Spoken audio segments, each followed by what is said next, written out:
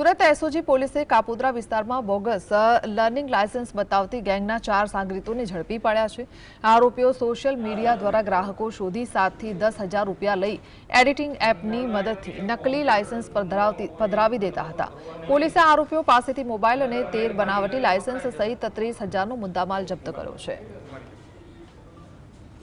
ત્યારબાદ લોકોને 7 થી 10,000 રૂપિયામાં લર્નિંગ લાયસન્સ બનાવી આપશે એવું કહી અને ધર્મેન્દ્ર શેખડિયા એમ પરિવહનમાં આ લોકોની એપ્લિકેશન કરતો અને ત્યારબાદ ઓટીપી જનરેટ થતો અને ઓટીપી જે તે વ્યક્તિ પાસેથી માંગતા હતા। એટલે એ લોકોને એવું થાય કે ભાઈ આ સાચું લાયસન્સ આપે છે અને ત્યારબાદ જે પ્રદેશ માણિયા છે એ એડિટિંગ કરી અને લર્નિંગ લાયસન્સ બનાવી અને એ જે તે વ્યક્તિને આપી દેતો હતો। આ લર્નિંગ લાયસન્સની વેલિડિટી 6 મહિના હોય છે અને આ લોકો 6 મહિનાથી આ કામ કરતા હતા અને 6 મહિના બાદ અત્યારે આ પકડાઈ ગયા છે।